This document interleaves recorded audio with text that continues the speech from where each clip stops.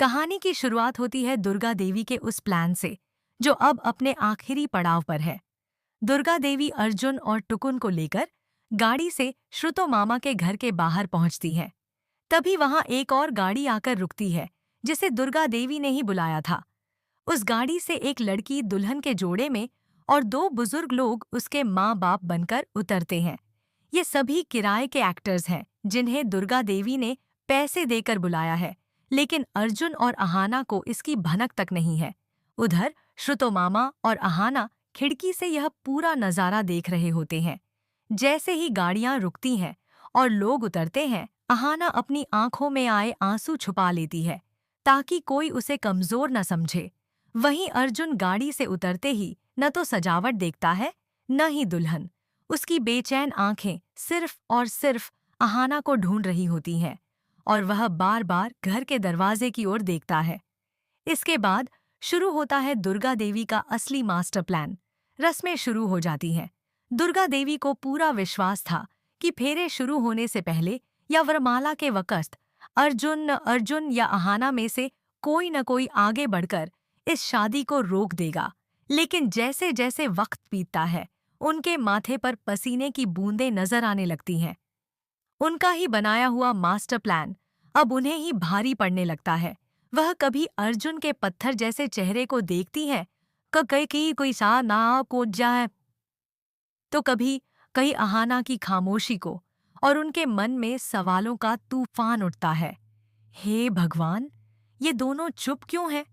अर्जुन शादी से मना क्यों नहीं कर रहा? अहाना दौड़कर इसे रोकती क्यों नहीं?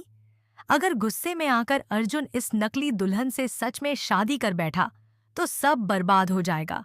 इस बीच अहाना मंडप के पास एक खंभे के सहारे खड़ी है। उसकी आंखों से आंसू लगातार बह रहे हैं, लेकिन उसके होंठ सिले हुए हैं। उसे लगता है कि अर्जुन अपनी खुशी से यह शादी कर रहा है, इसलिए वह उसके रास्ते में नहीं आना चाहती और अपने प्यार की कुर्बानी दे रही है। दोनों की यह जानलेवा खामोशी दुर्गा देवी को भीतर से डरा रही है। तभी पंडित जी की भारी आवाज गूंजती है, वर और वधू कृपया खड़े हो जाएं, वरमाला का शुभ मुहूर्त हो गया है। अर्जुन एक मशीन की तरह बेजान होकर खड़ा हो जाता है और घूंघट में खड़ी दुल्हन भी हैरान है कि यह कैसा नाटक है, क्योंकि शादी बिल्कुल असली लग रही है। लेकिन वे एक्टर्स पैसे लेकर आए थे, इसलिए अपना रोल निभाते रहते हैं। अर्जुन जैसे ही वरमाला उठाता है, उसके हाथ कांप रहे होते हैं, जैसे वह फूलों की माला नहीं, अंगारे उठा रहा हो। वह चारों तरफ नजर दौड़ाता है और नजर जाकर सीधे अहाना पर टिक जाती है। दोनों की आंखें मिलती हैं और अर्जुन की आंखें चीख चीख कर कहती हैं, रोको मुझे अहाना, बस एक बार कह दो कि तुम मुझे चाहती हो। लेकिन अहाना नजरें झुका लेती है और अर्जुन का दिल बिखर जाता है। अब नकली दुल्हन वरमाला उठाकर अर्जुन के गले में डालने के लिए आगे बढ़ती है। दुर्गा देवी की सांसें अटक जाती हैं और श्रुतो मामा भी चिंता में पसीना पोंछते हैं। जैसे ही माला अर्जुन के कंधों को छूने वाली होती है, अचानक एक जोरदार आवाज होती है। अर्जुन हवा में ही उस लड़की का हाथ पकड़ लेता है और गुस्से में कहता है, बस बहुत हो गया। वह वरमाला छीनकर हवन कुंड की आग में फेंक देता है। पूरा मंडप सन्न रह जाता है। अर्जुन पगड़ी उतारकर जमीन पर फेंक देता है और दहाड़ते हुए कहता है, मैं यह शादी नहीं कर सकता माँ। मैं अपनी और इस लड़की की जिंदगी बर्बाद नहीं कर सकता। मैं किसी और का नहीं हो सकता। यह कहकर वह सीधा अहाना के पास जाता है, उसके दोनों कंधे पकड़कर उसे झकझोरता है और रोते हुए कहता है, तुम चुप क्यों हो अहाना?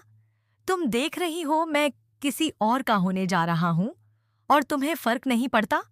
भाड़ में गई दुनिया, भाड़ में गई रस्में। मैं सिर्फ तुमसे प्यार करता हूं और मरते दम तक तुम्हारा ही रहूंगा। अर्जुन का यह प्यार और पागलपन देखकर दुर्गा देवी की जान में जान आती है और उनके चेहरे पर सुकून लौट आता है। लेकिन कहानी यहाँ खत्म नहीं होती। अर्जुन के इतना कहने के बावजूद अहाना का स्वाभिमान उसे बोलने नहीं देता। उसे लगता है कि कहीं यह सब अर्जुन का एहसान तो नहीं। यह देखकर दुर्गा देवी का सब्र जवाब दे जाता है। वह आगे बढ़कर अहाना का हाथ पकड़ती है और उसे खींचकर अर्जुन के बाजू में मंडप पर बैठा देती है। कड़क आवाज में कहती है, बस बहुत हो गया तुम दोनों का ड्रामा। मैंने अपनी आंखों से देखा है कि तुम दोनों एक दूसरे के बिना कैसे तड़प रहे हो। अब यह नाटक बंद करो। यह कोई दूसरी शादी नहीं, बल्कि तुम दोनों का पुनर्मिलन है। चुपचाप शादी करो और अपनी जिंदगी की नई शुरुआत करो। यह माँ का आदेश है। और इसी तरह दो बिछड़े हुए दिल हमेशा के लिए एक हो जाते हैं। और आखिरकार दुर्गा देवी का यदि आप चाहें, मैं इसे और सरल और फिल्मी और छोटा या सीन बाय सीन भी लिख सकती हूँ। गाड़ी से श्रुतो मामा के घर के बाहर पहुंचती है। तभी वहां एक और गाड़ी आकर रुकती है, जिसे दुर्गा देवी ने ही बुलाया था। उस गाड़ी से एक लड़की दुल्हन के जोड़े में और दो बुजुर्ग लोग उसके माँ बाप बनकर उतरते हैं। ये सभी किराए के एक्टर्स हैं, जिन्हें दी की बाव कथी है, जिन्हें दुर्गा देवी ने पैसे देकर बुलाया है। लेकिन अर्जुन और अहाना को इसकी भनक तक नहीं है। उधर श्रुतो मामा और अहाना खिड़की से यह पूरा नज़ारा देख रहे होते हैं। जैसे ही गाड़ियां रुकती हैं और लोग उतरते हैं, अहाना अपनी आंखों में आए आंसू छुपा लेती है, ताकि कोई उसे कमजोर न समझे। वहीं अर्जुन गाड़ी से उतरते ही न तो सजावट देखता है, न ही दुल्हन।